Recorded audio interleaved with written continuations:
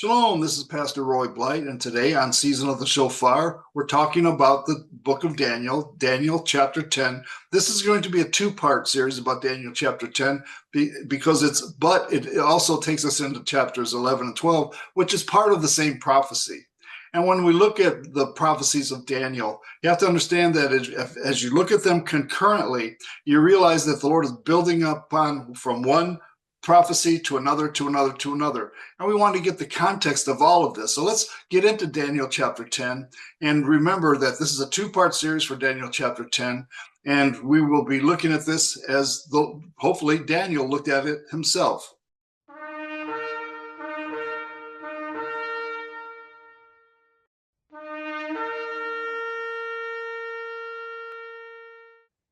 Now, we're looking at Daniel chapters 10, 11, and 12. Keep in mind that these are the part of the same prophecy. It's the longest and largest prophecy in the whole Bible, so it's important that we get a handle on this. And the foundation for this has been laid in Daniel chapter 8. You had the prophecy of the goat, the male goat, that was fighting the two-horned ram, and the goat won and conquered it. This is a look at something that happens in the last days. Many of your people that have looked at this is, this is talking about the Alexander the Great defeating Darius III. But this was not the last days when Alexander lived. So it is alluding to something later on. You understand that in much Bible prophecy, you realize that things are foreshadowing other things that do happen at the end. In Daniel chapter 9 also, remember that the last 7 years of mankind is explained as in this mathematical equation given to the prophet Daniel about when the whole thing would occur. It's talking about Israel is given 7 years at the end of time for all of these things to happen. And are we in Daniel's 70th week right now? My opinion is yes, but my opinion doesn't matter. Let's study it on our own and see what you come up with. Also, Daniel chapter 7, where you have the four beasts of the lion with the eagle's wings, and you have the bear with 3 ribs in his mouth, and you had the 4-headed leopard with the 4 wings of a fowl, and then you had the great beast with 10 horns. All these are alluded to, and to understand these, it helps when you start to get to Daniel chapter 11. This is Daniel chapter 10, part 1, one of 2 parts that we will be discussing. And we're looking at Daniel, who is alive at this time, who is seeking the Lord in Daniel chapter 10, and he's praying, and he's trying to find out when the 70 years of their exile would be over. He had heard from the prophet, or about the prophet Jeremiah, speaking of a 70-year exile, and he's seeking the Lord about this, and he wants to know what's really going on. And remember, this is spiritually discerned. What we're talking about is something that the Lord has to reveal to us, otherwise we won't really have it. So when I read this, and I study this, I want to know, Lord, what can you show me about these things? Because in my own natural mind, you and I would never come up with these things. Understand that these are angelic things that are happening. These are spiritual things that are happening. These are things the Lord is opening up to Daniel, who is a human being, but Daniel is a spiritual man, and the Lord is showing him things that really today we look at and we study, and we are amazed. And all these things that are alluded to, these animals with the different features and so forth, they all matter, but we need to have the discernment of what the Lord's trying to tell us. Keep in mind, though, it's all about the land of Israel. It's all about the Holy Land. It's all about the Jewish people and the remnant of the Jews. And it's all about the church as well, who come out of Judaism itself. We are the believers in the Jewish Messiah, Jesus Christ. And all this stuff takes place so that we can understand. Daniel 10, 11, and 12, all 3 chapters combined, is all about the last vision given to the prophet Daniel. So it's very important. Again, it's the longest, it's the largest, and it has a lot to say about the last days. So let's look at this even right now. So we're looking at the accumulation of chapters 7, 8, and 9, and it is to be found here in chapters 10, 11, and 12. It says in Daniel 10 and 12, then he continued. This is what the angel is telling Daniel. Then he continued, do not be afraid, Daniel. Since the first day that thou set your mind to gain understanding and to humble yourself before your God, your words were heard, and I have come in response to them. So the Lord showing Daniel, Daniel, I heard your prayer, and this is why I'm here now. And he also said in Daniel 10:11, this is very important. He said, Daniel, you're a man that is greatly beloved. Wouldn't you like to hear that from the Lord? Well, you are greatly beloved by the Lord.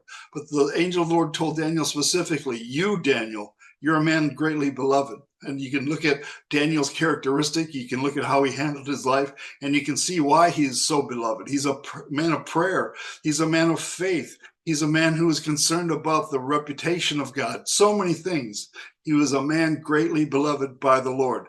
It reminds me of what the Lord said, that the Lord's sheep know his voice. And you want to be one who knows the voice of the Lord, because you are greatly beloved as well. In Daniel chapter 10, it also discusses Daniel's partial fast. It's interesting to note that Daniel was an old man by this time. And a lot of times when you're an older person, you can't fast like you did back in your 20s. You have to prayerfully consider the things that are involved in your life. And we see this in Daniel's partial fast as well. It begins, in the 3rd year of Cyrus, king of Persia, a thing was revealed unto Daniel, whose name was called Belteshazzar. And the thing was true, but the time appointed was long. And he understood the thing and had understanding of the vision. In those days, I, Daniel, was mourning 3 full weeks. So he was praying and he was mourning about what had been going on. Now remember, his name to the Babylonians and the Persians was Belteshazzar. It wasn't Daniel. Daniel is his Jewish name. In verse 3 it says, I ate no pleasant bread, neither came flesh nor wine in my mouth. Neither shall I anoint myself at all till 3 whole weeks were fulfilled. So he is fasting and he is praying and he's denying himself the things of the world in order to hear from the Lord. Very spiritually minded. Verse 4 says, and in the 24th day of the 1st month, as I was by the side of the great river, which is Hiddekel, to us that's the Tigris River, then I lifted up mine eyes and looked, and behold, a certain man clothed in linen, whose loins were girded with fine gold of Uphaz. His body also was like the beryl, and his face as the appearance of lightning, and his eyes as lamps of fire, and his arms and his feet like in color to polished brass, and the voice of his words like the voice of a multitude. So Daniel is first contacted by an angel. And then he has this vision of somebody more spectacular coming to him. And he describes who he saw in his vision here. Now let's compare some traits, because this is very interesting to look at Daniel chapter 10, 5 and 6, this vision that Daniel saw, and also what the apostle John saw on the island of Patmos in Revelation chapter 1, verses 13 to 15. His appearance, it says in Daniel, his appearance was a certain man. And then in Revelation, it's like the Son of Man. So he's explaining that he looks like a man, just a man that he would be able to recognize. His clothing was girded with gold, it says. And Daniel says he was clothed in linen. And in Revelation, is clothed with a garment. And Daniel, whose waist was girded with the gold of Uphaz. And in John's description, he's girded about the chest with a golden band. And it talks about his face and his eyes. Some of these traits are amazing. He says he had the face like the appearance of lightning. And in Revelation, his head and hair were white like wool, as white as snow. And Daniel says his eyes like torches of fire. In Revelation, his eyes like the flame of fire. So you see, it's the exact same thing that they're describing, very similar. His arms and his feet, the voice that came out, it says his arms and his feet like burnished bronze. And it's amazing. And the sound of his words like the voice of a multitude.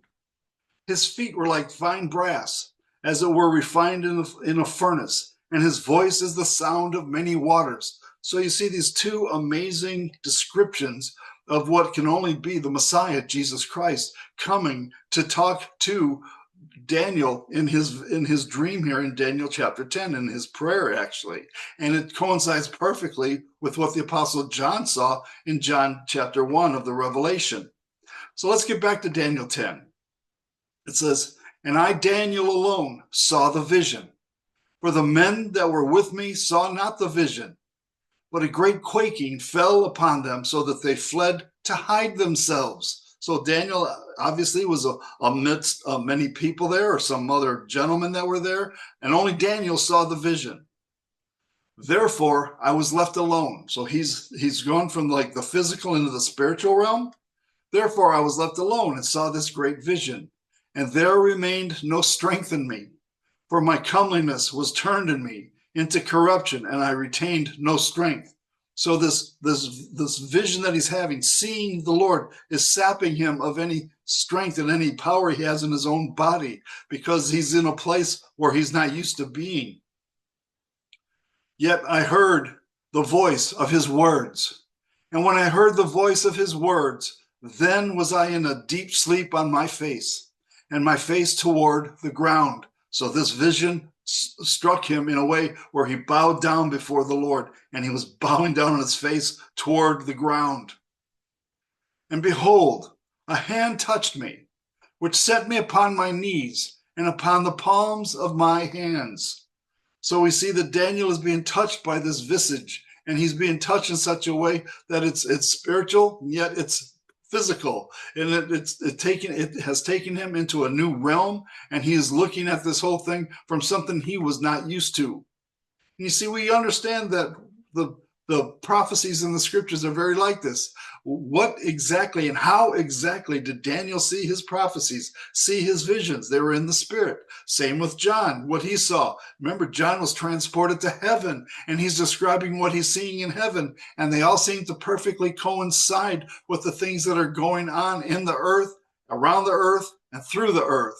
And this vision that Daniel is having, because he's praying, the angel of the Lord shows up, and the Lord himself shows up.